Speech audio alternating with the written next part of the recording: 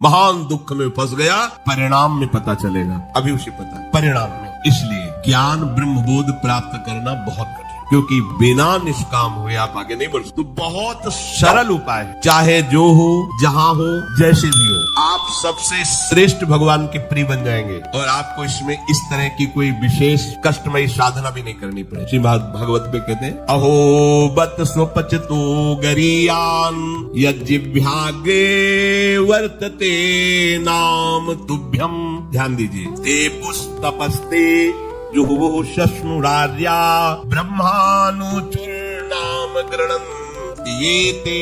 जिसके जिह्वा में राधा राधा राधा, श्री हरि राधा, राधा कृष्ण, राधा वल्लभ, राधे श्याम, या जो राम कृष्ण हरि शिव नाम जो तुम्हारे गुरुजी ने दिया हो, या जो तुम्हें प्रिय लगे, मन से जो नहीं कह रहे, यज्जिह्वाग्रे वर्तते नाम तुभ्यम, जिसकी जीव के अग्रभाग में ऐसा स्वभाव बन गया है, चल रहा है, नाम जप करे।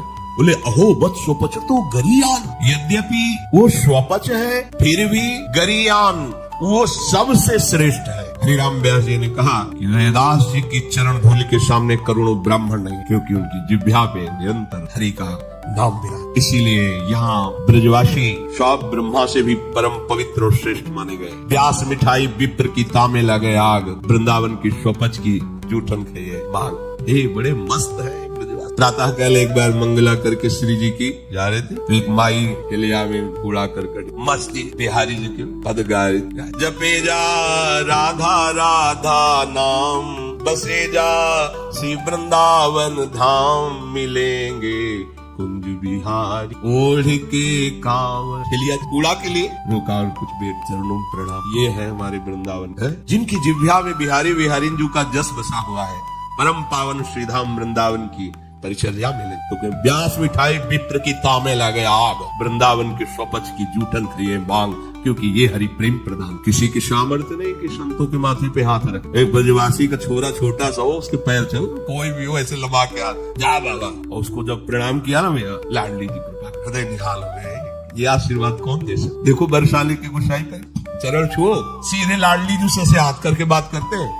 लाडली जी, आपको विश्वास नहीं, अगर विश्वास कर लो तो लाडली जी उनके करकमल से सेवित है, वो जो कह रहे हैं वही लाडली जी करेंगी। भोरी सरकार है, पर हमें मनिलता मन की होने के कारण इन सब भावों पर विश्वास नहीं रहता। कह रहे कोई भी तपस्वी उसकी समानता नहीं कर सकता। जिसकी जिह्वा के अग्रभाग पर है, उसने सारी तपस्याएं कर ली, सारे तीर्थ स्नान कर लिए, भागने की जरूरत नहीं, राधा राधा बोलो, सारे तीर्थ स्नानों का फल तुम्हें उसी क्षण मिल जाएगा। तुम्हारी जिह्वा के अग्रभाग पर श्री हरि का नाम, प्रियाजू का नाम। सारे वेदों का अध्ययन कर लिया, उसे कुछ अध्ययन करने की जरूरत नहीं है। जो बड़ी बड़ी तपस्याओं से, तीर्थयाटन से, वेदाध्ययन से, यज्ञ आदि से गति मिलना दुर्लभ है, वो तुम्हें नाम से प्राप्त। कौन हो, कहाँ हो, कैसे हो, कोई प्रश्न नहीं। जैसे हो, जिस परिस्थिति में, जिस विषय में फंसे हो, वहीं से तुम्हें नाम उठा के महात्मा बना देगा, तुम्हें धनवान बना देगा, यशस्वी बना देगा, तुम तेज से संपन्न हो जाओगे। नाम का तेज, भगवान नाम का तेज है, प्रताप है भगवान नाम का। एक बार नाम आप बसा के तो देखो हृदय में, जोर से आलाप लोगे नाम का, प्रकृति का परिवर्तन हो जाए। अरे स्वामी का नाम है, सुमीर पवन सुत पावन नामू अपने बस करी राखे, जप ही नाम जन आरत भारी, मिटहि कुसंकट होय सुखादि। इदम ही पुंसस् तपसः श्रुतस्य वा सृष्टस्य सूक्तस्य च बुद्धि दत्तयोः अविच्युतोऽर्थः कविभिर् निरूपितो यदुत्तम श्लोक गुणानुवर्णनम। बड़े बड़े वेदनिष्ठ ब्रह्म ऋषियों ने निश्चय किया है कि भगवान के नाम का निरंतर जप गुण कीर्तन, इससे बड़ा कोई तप नहीं, कोई वेदाध्ययन नहीं, कोई यज्ञ नहीं, कोई ज्ञान या कोई दान इससे बढ़कर के नहीं है। बस प्रभु के नाम में तुम्हारी प्रीति हो जाए। कलिम सभाजयन्त्यार्या गुणज्ञाः सारभागिनः यत्र संकीर्तने नैव सर्वः स्वार्थो भी लप्यते न हृतः परमो लाभो देहिनाम भ्राम्यतामिहि यतो विंदेत परमाम शांतिम नश्यति संस्कृति। ये कलिकाल किसी को बख्शेगा नहीं, अगर नाम जप नहीं तो बुद्धि को भ्रष्ट कर देगा। इसका प्रभाव है कपट, चतुरता, बेईमानी और पापाचरण में रति, इसका प्रभाव है। कली इन दोषों से संपन्न है, हर एक इसका महान गुण है। जिसकी जिह्वा पे प्रभु का नाम होगा, इसके कोई भी दोष उसका स्पर्श नहीं कर सकते। और कल स्वयं भयभीत हो जाता है। जिसकी जिह्वा पे नाम है, इसकी एक बड़ी प्रशंसा है। 10,000 वर्ष तपस्या करने पर जो फल मिलता है 24 घंटे निरंतर नाम जप करने से मिल जाएगा। कलयुग की ये विशेष महिमा है। हम लोगों को भगवत प्राप्ति बड़ी सहज है। दाहिने पैर के अंगूठे के बल हाथ उठा के ऊपर, बोले कितने हो? 10,000। 10 सेकंड नहीं खड़े हो सकते। नहीं, दाहिने पैर के अंगूठे के बल हाथ उठा के 10 सेकंड नहीं खड़े हो सकते। और वो अवश्य भगवान की प्राप्ति की बात नहीं कही गई। वो अलग अलग कामनाओं के अलग अलग 24 घंटे नाम कीर्तन करने से वो फल प्राप्त हो जो उनको 10,000 वर्ष ऐसे करने से। कलयुग का बड़ा प्रताप। जो तुम स्वार्थ की पूर्ति चाहते हो या परमार्थ की पूर्ति चाहते हो या तुम रोग का नाश चाहते हो, तो एकमात्र उपाय है भगवान के नाम का निरंतर। निरंतर शब्द में बड़ी कठिनता है। महात्मा जन इसी का प्रयास करते हैं। अव्याव्रत भजना ये सिद्ध अवस्था है। निरंतर भजन आपसे निरंतर ना हो तो थोड़ी थोड़ी देर में स्मरण करने का अभ्यास बना लीजिए। एक बार सत्संग में अगर 5 मिनट में एक बार राधा बोल दो, हर 5 मिनट में एक बार राधा बोलना है। राधा 5 मिनट फुर्सत करो, चिंतन या कार्य जो कर, पर 6वां मिनट न लगने पावे फिर राधा। एक दिन आप देखना निरंतर नाम चलने लगे। इससे विषयों के प्रति जो आसक्ति है वो एक बार तो बढ़ेगी। होम्योपैथिक दवा जैसे रोग एक बार उभरेगा, आपको लगे वो बढ़ती नहीं है, अंदर छुपी हुई निकलती। ध्यान से सुनोगे तो प्रश्न खत्म हो जाएंगे। अपने लोगों के प्रश्न रहते हैं, जब भजन में बैठते हैं तो बड़ा मन चंचल होता है, बड़ी गंदी बातें आती है, ये वो। हम भी कह रहे हैं जब आप नाम जपना शुरू करोगे तो पहले आपको जलन होगी, आपके अंदर ये विकार दिखाई देंगे, पर ये आते नहीं है, ये जाते हैं। धीरे धीरे इनका शमन हो जाए। और जब कभी आपको ऐसा लगे कि अब नाम जपने में हमारा एकाग्रमन नहीं हो रहा, तो बहुत सुंदर उपाय है, ताली बजाकर नाम कीर्तन। अपने को विजय प्राप्त करना है मन पर, और विषय भोगाभ्यास। और ये ऐसा नहीं कि ये नाचना गाना ये सब है, ऐसा नहीं, से भगवान की प्राप्ति हो जाए। जितने बड़े बड़े महान भक्त हुए सब नृत्य करते थे। मीरा जी रात रात भर नृत्य करती गिरधर के साथ। नरसिंह मेहता की करताल, 4 भक्त साथ है, करताल लेकर नाच गोविंद रीझ जाते। जहां कहीं 4 भक्त मिलकर कीर्तन करते होते हैं, नृत्य करते होते, उन्हीं के बीच में गोविंद भी नाचते होते। हमारी अभी दृष्टि मायाकृति, इसलिए हम देख नहीं पा रहे। प्रहलादस तालधारी तरल गतितया चोद्धवा कांस्यधारी वीणाधारी सुरसिंह स्वर कुशलतया राग करता अर्जुनो भूत इंद्रो वादीन मृदंगम जय जय सुकराहा कीर्तने ते कुमारा यत्रागे भाववक्ता सरस रचनया व्यास पुत्रो बभूव। एक बार इन बड़े भक्तों का मिलन हुआ। श्री प्रहलाद जी, उद्धव जी, नारद जी, सनक सनंदन जी, सुखदेव जी आदि। अब इतने बड़े महापुरुष एकत्रित हुए तो भगवान को बुलाया जाए। प्रगट में एक ही उपाय है, मद भक्ता यत्र गायंती तत्तिष्ठाम नारदा। नारद जी ने कहा भगवान वही आ जाते। तो श्री प्रहलाद जी ने ताल देना पड़ा। ये भगवान को बहुत प्रिय है। अगर आपको कोई संगीत नहीं आता तो भगवान का प्रिय संगीत है ये।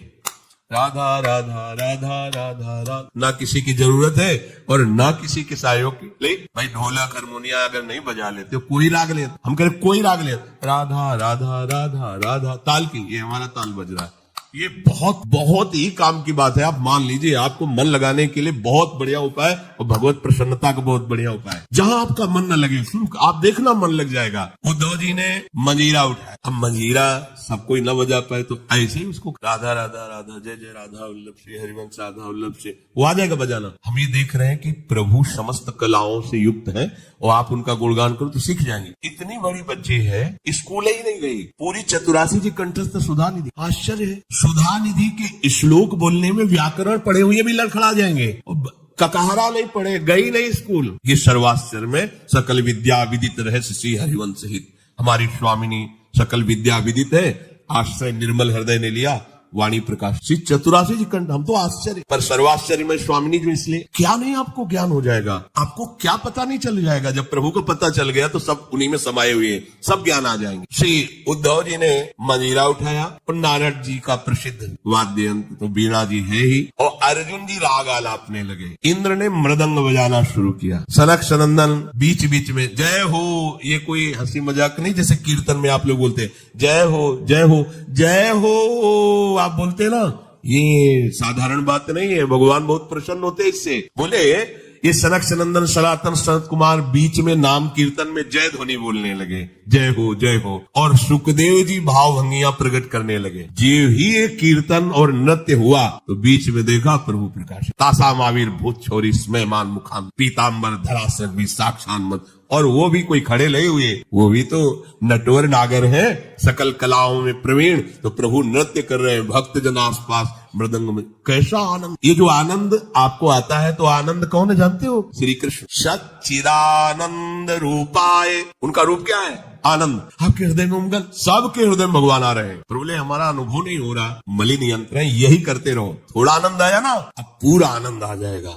और जिस दिन पूरा आनंद आया, उस दिन से फिर तुम्हें कोई घसीट नहीं पाएगा। माया का जो आकर्षण है। भगवद आदि पुरुषस्य नारायणस्य नामोच्चारण मात्रे निर्धूत कलिर्भवति। जो प्रभु श्री हरि का नाम उच्चारण मात्र करता रहता है, कोई भी कलयुग का दोष उसके अंदर। कलयुग बड़ा सूक्ष्म विषय है। देखो, गर्भ में ही जिनको भगवान का साक्षात्कार हो गया था, वो परीक्षित महाराज। देखा कि एक जो शूद्रवत आचरण करने वाला पैर से मार रहा है, दंडों से मार रहा है, बीच बीच में लात। ये ध्यान रखो, किसी को भी पैर से, क्षम्य श्री भगवान है, कभी ऐसा दंड विधान किसी के लिए हो जैसा, पर ऐसे सहज में किसी को अपने पैर न लगे। अपने लोगों का परमार्थ है ना, कोई अगर लेटा हुआ है तो उसे नांगने की जरूरत नहीं, घूम के भले चले जाओ, उससे प्रार्थना करो कि आप पैर हट। ये ऐसे किसी को नांगना, किसी के पैर मारना, ये सब गंदे आचरणों में आता है। भक्तों के द्वारा ऐसा नहीं होता। हमें तो आश्चर्य हुआ, पूज्य श्री चंद्रशेखर बाबा के एक जो अंग सेवी थे, उन्होंने बताया कि बाबा का श्री चरण एक बार हमारी पादुका को छू गए, तो बाबा पादुका को ऐसे। हम कहा, अरे बाबा हम मर गए, ये क्या हमारी पादुका? बोले तुम थोड़ी हो, तुम तो हरि के शरणागत वैष्णव हो गए। अब वैष्णव की पादुका पूज्य होती है, उसमें पैर कैसे? बाबा के उसी से है, और बाबा उनकी पादुका को, ये है भाव, वैष्णव भाव, ये भगवत भाव। हम गुरु हैं, चेले का तो ऐसा नहीं, पूज्य हो गया, वो भगवान का दास हो गया। हम तो पोस्टमैन हैं, हमें जो मिला वो इधर दे दिया, लेकिन वो वही है, उसको उसी भाव से देखे कि भगवान का निज जन, भगवान का भक्त है। लात से मार रहा था, डंडों से मार रहा था। रुक जा, हमारे राज्य में कोई हमारे ऐसे धर्मयुक्त पशुओं को दंड दे और मेरा भय न हो, ऐसा कौन पैदा हो गया? नजदीक गए तो जब देखा कलयुग ने कि ये तो प्रचंड काल रूप है, भगवत भक्ति से संपन्न था, तुरंत उसने आग उतारी चरणों, महाराज रक्षा कीजिए, और मुझे भगवान ने ही सेवा दी, अब मेरा समय आ गया, अब मैं राज्य करूंगा। तेरा कलयुग, जी हाँ। देखो उसका परिचय कहां से हुआ? अधर्माचरण से। तो उनका, जब तक मैं जीवित हूं तब तक तेरा राज्य नहीं आने। हमारी प्रजा में अधर्माचरण फैल होगा, आपको कुछ न कुछ तो स्थान देना ही होगा कि आप ठीक मदिरालय, और जो मदिरा सेवन, और जहां शरीर को बेचा जाता हो, भ्रष्ट आचरण किए जाते हो, जहां जुआ खेला जाता हो, ये द्वित कीड़ा, मद्यपान करना, व्यभिचार करना। व्यभिचार उसे ही कहते हैं जो धर्म से रहित काम संभोग होता है, जो अपनी एक पत्नी व्रत रहकर भगवान की भावना से संतानोत्पत्ति की क्रिया, उसे व्यभिचार नहीं कहते, वो दोष युक्त नहीं, गृहस्थ धर्म के अंतर्गत है। लेकिन जो अन्य ऐसी भावना, कलयुग को आदेश दिया कि आप रह सकते हो। जो मदिरा पीता है, जो भ्रष्टाचरण करता है, और जो मांस खाता है, और जो देव कीड़ा करता है, आप, क्योंकि वहां कोई ऐसा करता ही नहीं, यहाँ रह सकते। उनका, महाराज आपने सब गंदे गंदे स्थान तो दे दिए, थोड़ा तो सांस लेने की जगह दो। उनका, ठीक, अधर्म से कमाया हुआ स्वर्ग, उस पर वो खुश हो गए। हाँ हाँ ठीक है महाराज, आपकी आज्ञा के विरुद्ध बिल्कुल नहीं चलूंगा, चलेगा। जरासंध का जब वध हुआ था तो उसका मुकुट जो था विजय में, तो भीम ने ही तो भगवान की प्रेरणा, तो अब ये उन्हीं के तो वंश में है ना। धरते ही शिकार की वृत्ति जागृत हुई, जंगल में गए, शिकार तो मिला नहीं, प्यास से व्याकुल हो गए। एक महात्मा समाधि में बैठे हुए थे, उनके आश्रम में प्रवेश किया। महात्माओं के आश्रम में प्रवेश करने की मर्यादा होती, पाग, अस्त्र शस्त्र, अपना पद का भाव ये बाहरी रख, क्योंकि यहाँ सर्व लोक महेश्वर भगवान के चिंतन में लगे हुए हैं, और विश्वास रखे कभी अमंगल नहीं हो सकता। तुम्हारे अंग रक्षक तुम्हारी रक्षा नहीं कर सकते जैसा भगवान नाम रक्षा करता है। तो भगवान नाम का वहाँ सुरक्षा कवच होता है, जहाँ भगवत प्रेमी महात्मा होते हैं। इसलिए बहुत जगह शास्त्रों में पाया गया है। जैसे कर्ण ऋषि के आश्रम में दुष्यंत जी तो अंगरक्षकों को बाहर ही छोड़कर अपना राजमुकुट और चरण पादुका उतार करके बड़ी दैन्यता से, ऐसे कई जगह महात्माओं के, पर आज ही भूल गए। ऐसे आश्रम में प्रवेश किए, घोड़े से उतरे, कोई है, प्यास लगी है, तो ये मर्यादा है कि यदि राजा पधारे तो खड़े होकर उसका स्वागत, क्योंकि हम राजा के राज्य में रहकर भजन करते हैं। वो राजा हमारे भगवान का स्वरूप है, उसका खड़े होकर स्वागत और अर्घ आदि दिया जाए, ऐसा पूर्व ऋषियों ने किया है। अब वो समाधि शमीक ऋषि उनका नजदीक गए, बड़े बड़े महात्माओं के दर्शन किए होंगे, तो क्या जानते नहीं कि समाधि अवस्था में है। समाधि अवस्था केवल शरीर दिखाई दे रहा है, बाहर से आप उसे मृत जैसा भी कह, अमृत स्थिति है, प्राण वायु भी संचलन नहीं हो रहा है, होदा वृत्ति अंदर से, बाहर से सब क्रियाएं रुकी हुई, समाधि की अलग अलग स्थितियां होती। तो आज इनको देखो कलयुग का प्रभाव, उनको ढोंग नजर आ रहा है राजा आया इसे क्या बात करना है, बस ये बात सोच करके तुम आंख मूंद के बैठ गए और बाहर निकले, देखा एक मरा हुआ सर्प पड़ा हुआ था, उसे उठाया उनके गले में। ये कलयुग का दोष, एक महात्मा पर पाखंड का आरोप। जब कलयुग चढ़ जाएगा तो तुम्हें सब ऐसे नजर आएगा, सब पाखंड, सब भ्रष्ट है, अरे सब नाटक, कलयुग का स्वभाव। और उनका अपमान करने की चेष्टा, ये अपमान है। अच्छा, उनको पता भी नहीं है कि कोई आया है, कोई ऐसी चेष्टा। चले गए। कुछ ब्रह्म ऋषि बालक कोई सेवा कार्य से आश्रम में प्रवेश किए तो देखा समीक ऋषि के गले में मरा हुआ सर्प। यहाँ बाहर वनवासियों से पूछा कौन आया था, बोले चक्रवर्ती सम्राट महाराज परीक्षित। दूसरा कोई नहीं गया, नहीं तो ऐसा अमंगल कार्य, इतना उनका अभद्र व्यवहार एक ब्रह्म ऋषि से। छोटे छोटे बालक ही ऋषियों के थे, गए और श्रृंगी ऋषि तर्पण कर रहे थे सूर्य भगवान का, तो जाके कहा कि आपके पिता के गले में मरा हुआ सर्प महाराज चक्रवर्ती सम्राट परीक्षित ने डाल दिया है। ऐसा धर्म का शासन करने वाला राजा अब इतना धार्मिक हो गया कि संत महात्माओं की स्थिति को भी नहीं जानता और अपमान कर दिया। ये समझते हैं कि इनको कोई दंड नहीं दे सकता, तो ये भूल करते हैं। ये दंडधारी राजाओं से भी बढ़कर प्रचंड दंड देने का अधिकार ब्रह्म ऋषियों के बालकों को भी है। जल उठाया और कहा मैं सत्य को साक्षी करके इस राजा को शाप देता हूँ, 7 दिन के अंतर्गत भयंकर रूप धारण करके तक्षक डसे, उसकी 7वें दिन मृत्यु हो जाए। अब आए अपने पिता के गले में लिपट कर रोने लगे, बहुत हिलन डुलन रोने की आवाज, धीरे धीरे प्राणवायु संचलित, आंख खुला और कहा रो क्यों रहे हो? उन्होंने कहा सर्प डाल करके परीक्षित जैसा अपमान, कोई बात है, और हमें चाहिए था कि हम उनका उठकर स्वागत करते, उनको जला भी पिलाते, गलती हमारी। देखो ब्रह्म। तो अन्य ऋषि बालकों ने कहा कि श्रृंगी ने तो शाप दे दिया, तुमने भयंकर ऐसा किस कार्य, उस शाप के योग्य क्या साथ दिया? बोले 7 दिन में तक अक्षर पाएगा डस। अब तो उनकी भी सामर्थ्य नहीं, पिता की भी की मिटास। ब्रह्म ऋषि के वचन ऐसे नहीं होते, तो ना ब्राह्मणत्व रह गया, न तपस्या रह गई, न भजन रह गया है, न भाव रह गया है। दिन भर हम झूठ बोलते रहते तो हम कुछ भी बोले क्या लागू होगा। सत्य का चिंतन करता है, ब्रह्मचर्य से रहता है, सत्य वाणी बोलता है, वो आज भी बोल दे तो वैसे ही हो जाएगा जैसा बोले। एक बालक के वचन को ब्रह्म ऋषि भी नहीं मिटा। अपने शिष्यों को भेजा, जाओ निवेदन करो महाराज परीक्षित को। उधर हो गए, जीव ही मुकुट उतार कर, ये क्या हो मेरे द्वारा, ये क्या, हाय हाय मच गया हृदय में। मैं किसी महात्मा के साथ ऐसा व्यवहार कैसे कर सकता हूँ? भगवान मुझे दंड दे, ये है धर्मात्मा का, भगवान मुझे दंड दे, बिल्कुल क्षमा न करे। इतने में ऋषि के शिष्य पहुंच जाते हैं और कहा महाराज आपको एक सूचना है, बड़ी अशुभ सूचना। आपके द्वारा जो कृत्य हुआ उसका दंड विधान श्रृंगी ऋषि ने कर दिया है। आज के 7वें दिन तक्षक सर्प आपको डसेगा, आप अपना उपाय कर लीजिए, कल्याण का, बचने का तो कोई उपाय ही नहीं है। बहुत प्रसन्न हुए जैसे किसी ने उनको महासुख दे दिया। ये है भगवान के आश्रित, कोई भी साप ताप भय नहीं प्रदान कर सकता। प्रसन्न हुए, मैं तो मांग ही रहा था कोई दंड मिले। बहुत अच्छा। जन्मेजय को बुलाया, उसी क्षण रात दिया और गंगा किनारे जा करके बस आमरण अनशन व्रत, एक बूंद पानी भी नहीं पीऊंगा, और कैसी भगवत प्राप्ति हो 7 दिन में चिंता नहीं कर रहे थे। बड़े बड़े संत महात्माओं ने जो साप की बात सुनी, सब आ गए गंगा की। उसमें भगवान व्यासदेव जी, वशिष्ठ जी, बड़े बड़े महापुरुष नामी सब आ गए। सबसे पूछा 7 दिन में निश्चित भगवत प्राप्ति हो जाए, आप सब हमें ऐसा उपाय बताइए। सब आपस में विचार ही कर रहे थे। इतने में देखा आनंद में मगन हुए निर्वस्त्र दिगंबर भगवान सुखदेव, 16 वर्ष की अवस्था है, कृष्ण नाम जिह्वा से निकल रहा है, जीव ही आए सब। कैसे 7 दिन में भगवत प्राप्ति? बोले 7 दिन के पहले ही तुम्हें हम साक्षात्कार श्रीमद् भागवत श्रवण कराया और पूछा बेटा परीक्षित तुम्हें इस समय क्या तक्षक से डर है? उनका नहीं भगवान, आपने मुझे ऐसी स्थिति प्रदान कर दी कि एक तक्षक क्या करोड़ों महाकाल का रूप धारण करके भी आवे,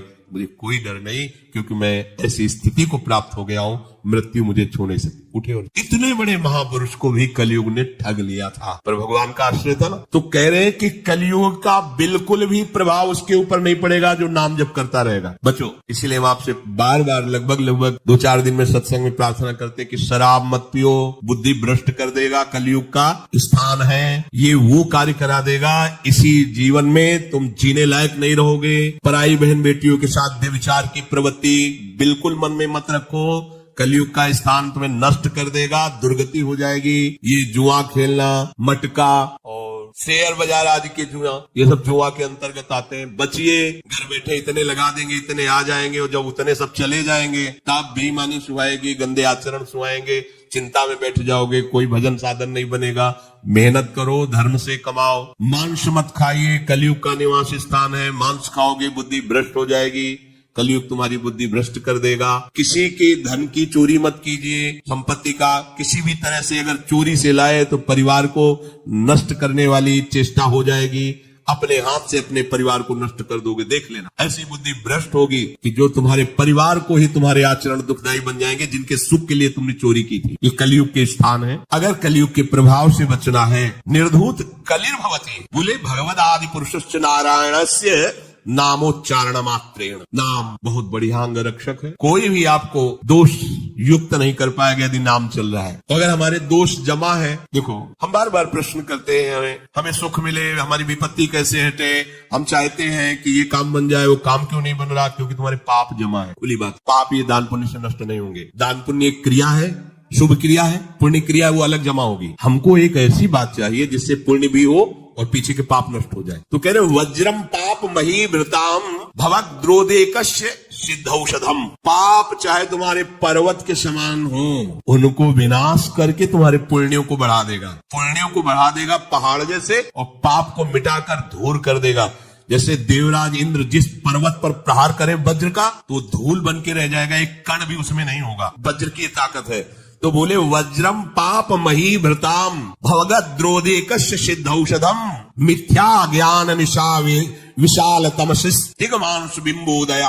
तुम्हारे पाप पर्वत को चूर चूर करने के लिए वज्र के समान है कृष्ण नाम। तुम्हारे पुण्यों को बढ़ाकर पहाड़ जैसा कर देगा और पाप को बिल्कुल धूल के समान उड़ा देगा। पहाड़ के समान पाप जमा हो, क्या करो? बस कृष्ण कृष्ण, राधा राधा बोलो। इस भवरोग की रामबाण औषधि क्या? बोले सिद्ध औषधम, कृष्ण कृष्ण बोलो। अपने गुरु प्रदत्त नाम को निरंतर जपो। अगर आपको यह वीडियो अच्छी लगी है तो वीडियो को लाइक करें, कमेंट करें और चैनल को सब्सक्राइब जरूर करें। और मैं आपको मिलता हूँ कल एक और नए वीडियो के साथ। राधे राधे।